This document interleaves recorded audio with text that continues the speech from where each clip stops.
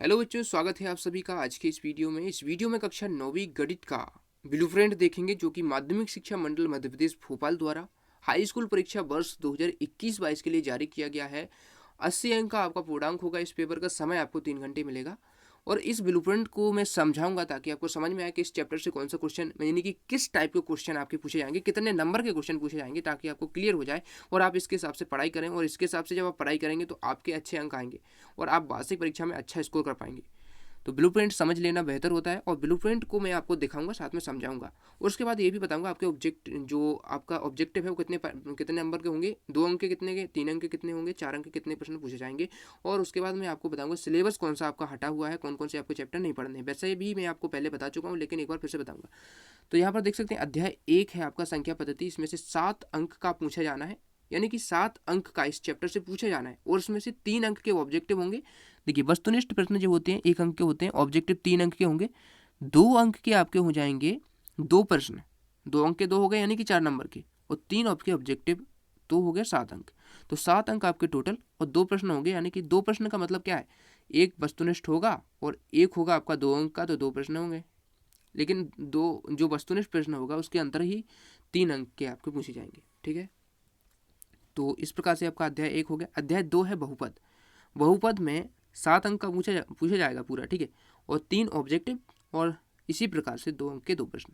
तो आपके 2 टोटल प्रश्न हो गए, लेकिन जो 2 अंक के 2 प्रश्न है इसका मतलब क्या है, 4 अंक, ये 4 अंक हो गए आपके। ठीक है, और 3 आपके ये हैं तो 7 हो गए। निर्देशांक ज्यामिति में से आपका 4 अंक का पूछे जाना है, जिसमें से वस्तुनिष्ठ 2 पूछे जाएंगे और एक 2 अंक का हो जाएगा, तो 4 हो जाएंगे ये टोटल। ठीक है, अध्याय 4 है 2 चरों वाले रेखिक समीकरण। इसमें से आपका 4 अंक का पूछा जाना है इस चैप्टर में से, पूरे में से।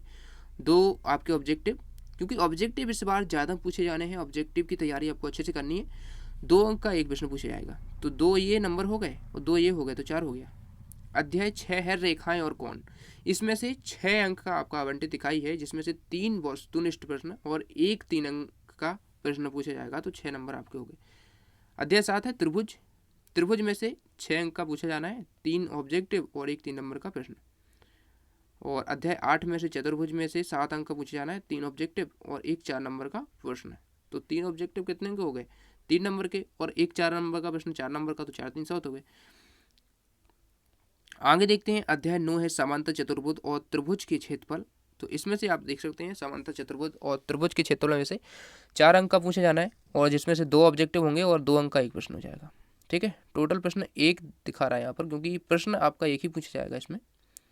ठीक है, अध्याय 10 है जो वृत्त, 7 नंबर का पूछा जाना है, 4 ऑब्जेक्टिव होंगे, एक नंबर का एक, जो 3 नंबर का एक प्रश्न होगा वो आपसे एक पूछा जाएगा। अध्याय 11 है रचनाएं, जिसमें से 4 नंबर का एक ही प्रश्न पूछा जाएगा, 4 नंबर का होगा। जो आपको कोई रचना करनी होगी, ठीक है, वो आपको चैप्टर के हिसाब से समझ में आएगी। हीरोन का सूत्र है, इससे आपके 5 नंबर का पूछा जाना है, एक ऑब्जेक्टिव होगा, 4 नंबर का एक प्रश्न होगा। उसके बाद पृष्ठीय क्षेत्रफल और आयतन में से 8 नंबर का पूछा जाना है, जिसमें से 2 ऑब्जेक्टिव होंगे, एक 2 नंबर का और एक 4 नंबर का होगा। अध्याय 14 है सांख्यिकी। तो सांख्यिकी में से 5 नंबर का पूछा जाना है, जिसमें से 2 ऑब्जेक्टिव और 3 नंबर का एक क्वेश्चन। तो इस प्रकार से प्रायिकता का भी 6 नंबर का पूछा जाना है, जिसमें से 2 ऑब्जेक्टिव और 2 नंबर का 2 प्रश्न, तो हो गए 6 नंबर। कुल अंक आपके 80 हो जाएंगे, कुल ऑब्जेक्टिव 32 हो जाएंगे, कुल 2 अंक के क्वेश्चन 20 हो जाएंगे, कुल 3 अंक के प्रश्न 12 हो जाएंगे, कुल 4 अंक के प्रश्न 16 हो जाए, यानी कि 16 नंबर के हो जाएंगे। यहाँ पर नंबर लिखा है, ठीक है, यहाँ पर मैं आपको बताना भूल गया, ये नंबर लिखे हुए हैं यहाँ पर। टोटल प्रश्न का नंबर कितना है वो लिखा हुआ है यहाँ पर। ठीक है, टोटल प्रश्न तो आपके 23 रहेंगे। ठीक है, तो इस प्रकार से देख सकते हैं इसको।